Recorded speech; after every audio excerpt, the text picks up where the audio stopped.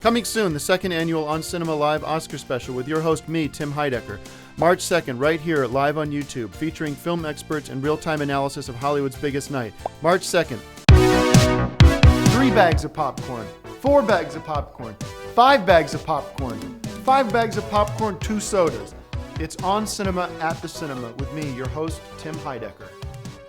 Hey everybody, welcome to On Cinema at the Cinema. My name is Tim Heidecker and I'm the host of the show On Cinema at the Cinema, which is a review movie show where we talk about movies and tell you what's coming out in the theaters this week and give you guys a little advice as to what movies you should check out and see. Movies we're going to talk about today, first of all, we have Almanac, starring Dean Israelite, Sir Major. And your guest today is... Oh, I'm sorry. My guest is Greg Turkington. Hey guys, good to be here, and especially with such fantastic movies as we're reviewing this week. Right. Well, I was going to tell you guys about Almanac, starring Sir Major, Amy Landecker, Johnny, bunch of no names. This is a story about a group of teens who embark on an adventure when they discover secret plans to build a time machine. Now, this is a classic time machine movie, one of my favorite genres of movies. H.G. Wells, The Time Machine. Right, and this is sort of one of those sci-fi, fun, friendly movies. Was released this year. It's a little scary, too. The whole concept of traveling in time can be scary if you've ever seen Back to the Future 2 or 3, where things actually go wrong for Marty McFly. It's kind of interesting. I would have liked to have seen, somebody like Tom Cruise in this, or obviously there's only one Tom Cruise, but even a Mel Gibson or somebody of that quality, of that caliber. This was just full of people I didn't recognize. Well, these are pretty well-known actors. You just have to know your stuff. I've heard of these actors, all of them, and I've seen them in their other films, and they're kind of more European-type actors, and sometimes we do get imported films, and we review them, and we try to give you the information about whatever's in the theater, wherever it's from. So that's what the show's about. I mean, I hear what you're saying about that, but despite there not being any stars in this movie, I'm still, twist my arm, I'm going to give it 5 bags of popcorn because it is about time travel and sci-fi. So, Johnny Weston, you're lucky you finally get a good movie reviewed by me. You don't have to twist my arm. In fact, I'm very happy to give it 5 bags of popcorn. This is probably the best time travel movie I've seen since Back to the Future 3, which was the conclusion of the Back to the Future trilogy. Anyone that's seen those movies know they're sort of the gold standard of time travel movies. So I do recommend you see all 3 of those movies, and as soon as you can. All right, next movie is called NonStop. And it's directed by Jaume Colette Serra. Her name is Jaume, J-A-U-M. It's a joke name. That's the name of some kind of soup, not a man's name. I've never heard of any soup name like that. Jaume Colette Serra joke. Casted by Liam Neeson, Julianne Moore. I love Julianne Moore, she's very pretty. And Anson Mount. An air marshal must spring into action aboard an international flight. This was the best movie I've seen in a long time.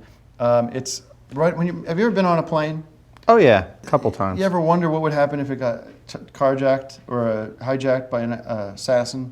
Yeah, there's actually a comedy called Airplane, really funny movie where that happens, but it's not scary, it's funny, and you should see that. The Zucker brothers, very funny. We're not talking about that, we're talking about NonStop. I was sitting in my seat like this. Which is hard to do on a plane because the seats are awful close together. I thought this movie was terrific, and God bless Liam Neeson. I'm so proud of him for doing these movies all the time.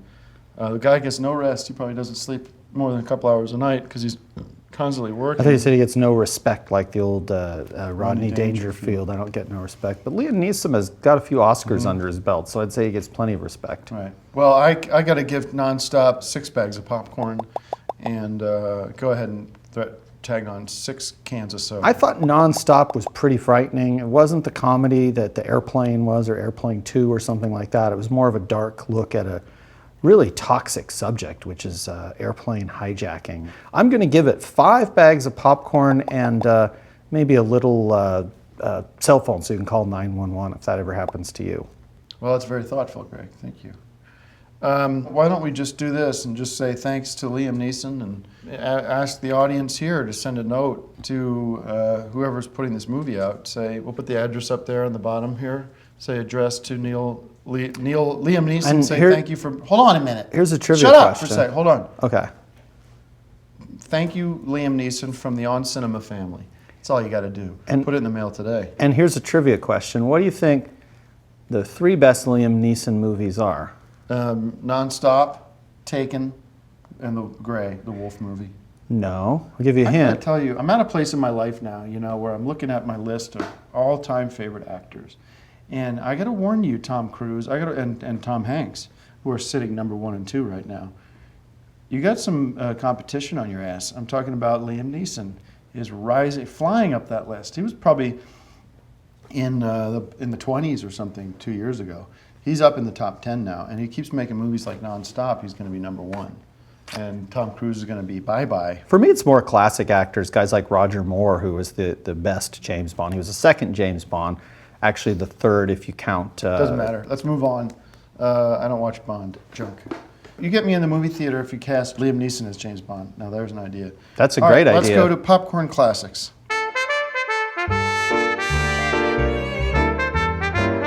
Today's popcorn classic actually is a pretty interesting film. It's from 1976. It's called The Slipper and the Rose, and it stars Richard Chamberlain. Greg, I asked you to not bring in these homemade tapes anymore. We're going to get in trouble from the MPAA. So.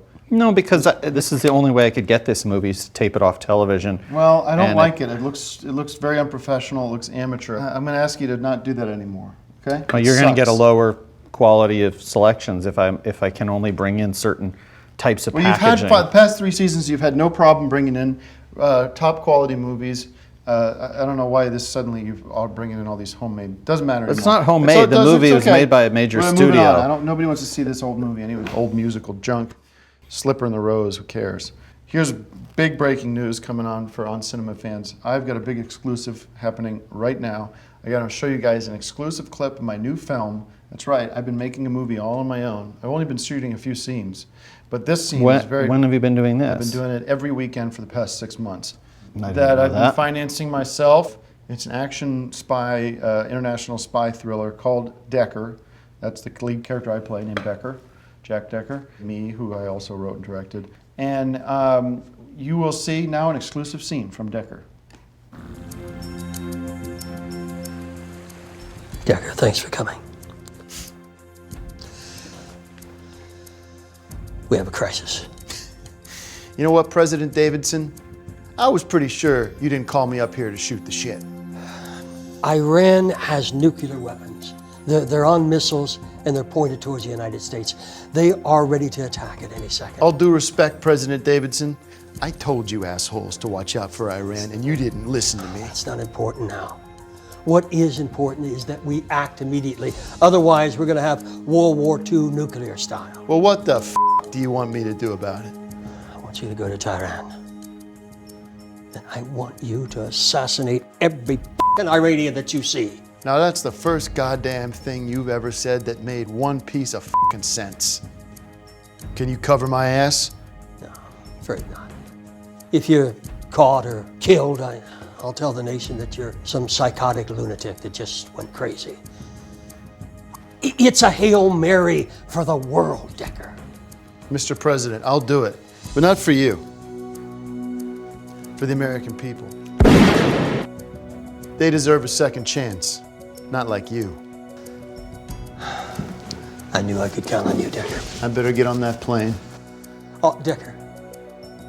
Good luck, Decker. You still don't get it, do you? Luck is for pussies like you. All I need is this gun.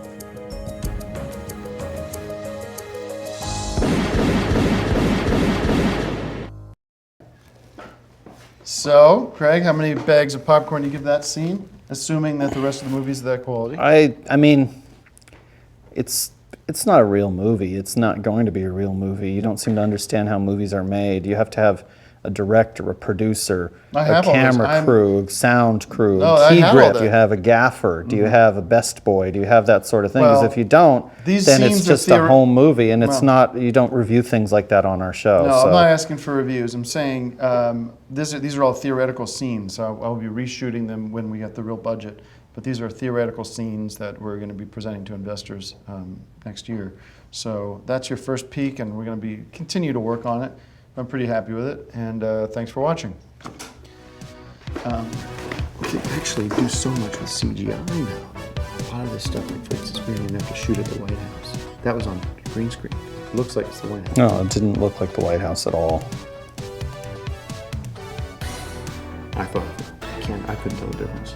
I hope you'll join us on March 2nd for the second annual On Cinema Live Oscar special with me, your host, Tim Heidecker, and special guests. Thank you.